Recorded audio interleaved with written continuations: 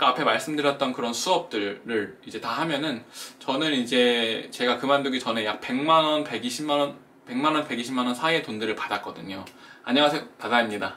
오늘은 제가 한국어 강사로 일하면서 어떤 점들이 좋았고 어떤 점들이 좀 안 좋았는지 이런 얘기를 해볼까 합니다. 저는 앞에 영상에서 말씀드렸듯이 2015년에 중국에서 있으면서 한국어 강사 일을 했었고 정말 아무것도 정해지지 않은 채로 잘 것도 일할 것도 정해지지 않은 채로 그냥 들어가서 시범 강의를 하고 거기서 통과가 돼가지고 수업들을 진행을 했었습니다. 먼저 제가 진행했던 수업은 크게 세 가지였는데, 첫째는 이제 아침 기업 강의였어요. 일주일에 2번인가 3번 정도 이제 그 학원 근처에 있는 한국 회사의 중국인 직원들을 대상으로 이제 고급 한국어반을 진행을 했었거든요. 그때 이제 관용어 수업들을 했었는데, 뭐 영어로 치면 이디엄이겠죠? 아침 수업이 7시에서 8시였나 7시 반에서 8시 반이었나 그렇게 1시간 정도 수업을 진행을 했습니다. 그리고 두 번째는 이제 정규반인데, 이제 이 정규반은 이제 한국으로 유학을 오고 싶어 하는 학생들이었어요. 그래서 고등학생이나 이제 뭐 20살, 21살 이런 이제 조금 어린 친구들이었고, 이 친구들에게는 토픽 수업을 진행을 했었습니다. 그리고 이제 오후반도 있었는데, 저 오후반은 할 때도 있고 안 할 때도 있었어요. 그리고 세 번째는 이제 VIP 혹은 그룹과외 이렇게 부르는데, 이제 그 어느 정도 한국어 수업을 취미로 듣다가 이제 내가 이제 한국어를 진짜 좀 잘하고 싶다, 열심히 하고 싶다 이런 마음으로 이제 그룹과외를 신청하신 분들이 있어서 그분들과 수업을 진행을 했었습니다. 그리고 하나 더 있네요. 네 번째로는 완전 기초반. 완전 기초반 같은 경우는 이제 발음반이었는데, 이제 이 발음반 같은 경우는 일주일에 2번씩, 그래서 2주 총 4회 수업을 했었고, 진짜 기역, 니은, 디귿, 리을부터 아야, 어여 이런 수업을 발음반을 진행을 했었습니다. 그리고 이 수업 외에로 제가 있던 지역에 근처 대학교들이 많았어요. 그 당시에 이제 한국 한류 열풍이 상당했기 때문에 이제 중국 대학교들을 돌아다니면서 이 학원 홍보를 했었거든요. 근데 이 홍보에 따라가면 이제 앞에서는 이제 중국 원어민 선생님들이 이제 중국어로 이제 그 중국 대학생들한테 한국어 수업에 이런 저런 점들 설명을 하고, 저는 이제 다 끝나고 나가서 이제 얼굴 마담이었나? 아무튼 얼굴 마담으로 다 돼가지고 뭐 우리 학원에 오면은 뭐 이제 저 같은 한국인 선생님들도 있고 또 한국 노래도 배우고 뭐 문화도 배우고 이런 활동들도 합니다, 이런 식으로 간단하게 설명을 했었습니다. 처음에는 중국어를 전혀 못했어가지고 그냥 진짜 완전 딱딱 외워가지고 가서 이야기를 했었는데, 이제 어느 정도 시간이 지나고 나서는 이제 그래도 뭐 질문 같은 것도 받고 대답도 하고, 물론 옆에서 도와주셨죠, 당연히. Q&A 형식으로 질의응답도 받으면서 그런 홍보들을 했었습니다. 그래서 제가 진행했던 거는 이제 기업반, 그 다음에 정규반, 그 다음에 발음반, 그 다음에 VIP 과외반, 그리고 이제 학원 홍보 이런 것들을 했었습니다. 저한테 학원에서 실제적으로 그런 수업 외에 다른 것들을 요구하진 않았어요. 물론 수업이 끝나고 나서 어느 정도 수업 진도표라던가 그 학생들 상담 이런 것들을 안 하진 않았지만, 이것을 제가 의무는 아니었고, 저는 이제 제가 수업이 끝나고 나서 이 친구들이랑 같이 놀면서 친해지니까 자연스럽게 상담 비슷하게 됐었고, 또 이제 한국 대학교 생활을 물어보는 친구들에게 또 그런 것도 알려주고 이런 것들을 했었지만, 기본적으로는 수업 외에 다른 것들은 잘 요구하지 않았습니다.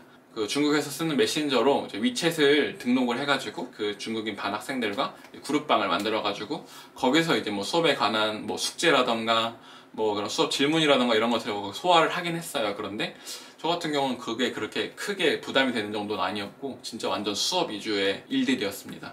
그 외에는 이제 그 학원에서는 외국인들 대상으로 중국어 학원도 같이 있었어요. 거기서 일하는 선생님이니까 거기 수업을 공짜로 들을 수 있게 해주겠다 해가지고 거기서 학원에서 소개해준 그런 그룹반에 들어가서 중국어 수업을 또 열심히 들었는데, 거기서 수업 듣는 친구들은 대다수가 뭐 교환학생 프로그램이나 중국에서 낸이라고 하죠, 흔히. 그 집에서 상주하면서 아이들에게 영어를 알려주고 대신 의식주를 제공받는 그런 친구들이 좀 있었거든요, 제가 다니는 학원에. 그래서 그 친구들과 함께 이제 수업을 듣고 또 수업이 끝나고 같이 이제 놀기도 하고 그랬던 경험이 있습니다. 월급 같은 경우는 처음에 이제 갔을 때 그 당시 한국 시급이 제가 기억으로 한 5,000원 정도 했던 것 같아요. 근데 거기 이제 원장님이 저한테 돈을 많이 못 준다, 기대하지 말아라고 해서 조금 걱정을 했었는데, 다행히 시급은 15,000원을 줬었고 수업이 어느 정도 늘어나고 나서 더 올려줄 수 있다라고 했었어요. 근데 제가 한 6개월 정도까지는 시급 인상이 없이 그냥 수업을 쭉 진행을 했습니다.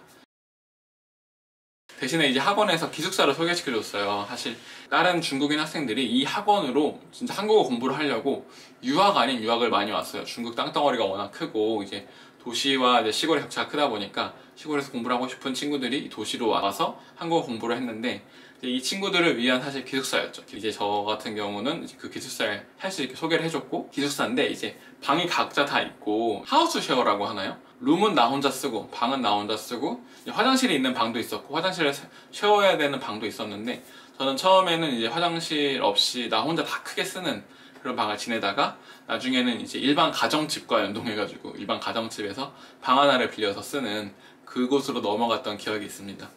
룸 가격은 컨디션에 따라 다르겠지만 저는 월 한 25만원에서 30만원 정도 냈던 것 같아요. 아까 앞에 말씀드렸던 그런 수업들을 이제 다 하면은, 저는 이제 제가 그만두기 전에 약 100만원, 120만원 사이의 돈들을 받았거든요.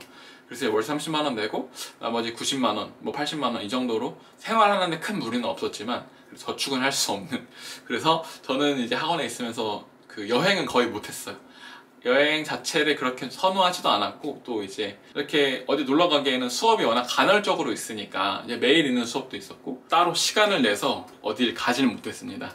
대신 이제 같이 수업을 들었던 그 서양 친구들이랑 많이 친해졌어요. 많이 친해져가지고 수업 끝나고 어디 놀러를 가기도 하고, 거기가 해양 도시였거든요. 이제 바닷가에 놀러 가서 뭐 방파제 근처에서 사진도 찍고 맛있는 것도 먹으러 가고, 저희는 마라탕을 정말 많이 먹었어요. 그 당시 마라탕 굉장히 싸고, 또 이제 거기에 저는 삼겹살 같은 거를 넣어서 되게 많이 먹었는데, 뭐 저는 이제 한국인이라 외향이 중국인들과 비슷해서 사실 그렇게 큰 관심은 없었지만, 같이 간 친구들이 이제 남미 쪽 친구가 2명 있었고 유럽 쪽 친구가 2명 있어가지고 백인들이고 히스패닉이고, 그러니까 뭔가 이제 좀 사람들이 저희를 막 이렇게 하긴 했었죠. 쟤네 뭐야? 하면서 수근수근. 그때만 해도 그렇게 좀 엄청 서양인들이 많지는 않았던 것 같아요. 제가 있던 지역에서는 상하이나 베이징이 아니니까. 어쨌든 그래서 그 서양 친구들과 굉장히 친하게 지냈고, 이제 거기서 어떤 중국인 현지인과 결혼해서 이제 결혼식에 올리는 친구가 결혼식에 놀러 가기도 하고, 혹은 이제 각자 이제 살고 있는 집에 놀러 가기도 하고, 저는 이제 작은 방이었지만 이제 자기가 그때 친해진 친구가 자기가 살고 있는 그런 중국인 가족과 싸워가지고 나온 거예요. 그래서 잘 데가 없다고 그래가지고 제 방에서 같이 제 침대를 뺏기고 내어주고 이렇게 같이 잠을 자기도 하고 그랬었습니다. 그래서 막 엄청나게 막 재밌는 그런 추억은 없지만 그래도 이제 소소한 그런 재미가 있었던 것 같아요. 결론적으로 이제 중국에서 한국어 강사를 추천하느냐 했을 때, 저는 이제 젊었을 때 한 번은 굉장히 추천한다고 생각을 합니다. 이게 큰 돈을 벌 수는 없고, 또 이제 고용적으로 굉장히 불안정하니까 미래를 꿈꾸는 데 있어서는 사실 이제 좋은 건 아닌 것 같아요. 추천드릴 수는 없지만, 저는 이제 가서 나는 중국어를 열심히 배워야겠다. 나는 이제 내가 돈도 벌고 중국어도 열심히 공부하고 이런 마인드로 갔기 때문에 좀 만족스러웠는데, 내가 이 일은 일대로 하고 남은 시간대로 내가 그런 워라밸을 신경 쓴다라고 했을 때, 이제 제가 받는 월급이 그렇게 많지 않기 때문에 미래를 준비하는 잠깐 거쳐가는 데는 굉장히 도움이 되지만, 뭔가 내가 어느 정도 여기에 정착하고 생활을 하고 이런 것은 사실 좀 어렵지 않나 이런 생각이 듭니다. 실제로 저도 그래서 거기서 이제 제가 중국어 공부를 정말 열심히 했어요. 중국어를 거의 못하고 갔었으니까 이제 제가 중국어 공부를 열심히 해야겠다라고 마음먹어서 한국 방송도 안 보고 한국 친구들도 따로 안 만나고, 만날 기회도 없었어요. 그래서 이제 중국인 친구들이랑 재밌게 놀고, 제가 가르쳤던 중국인 그 학생들과 재밌게 놀고, 또 함께 공부했던 서양인 친구들과 재밌게 놀고 이랬던 기억이 납니다. 거기서 연애도 하고요. 네, 뭐 아무튼 그래서 내가 만약에 그런 외국에서, 해외에서 그런 한국어를 가르칠 기회가 있다라고 생각하신다면 한 번쯤 좋은 기회이지 않을까 이런 생각을 합니다.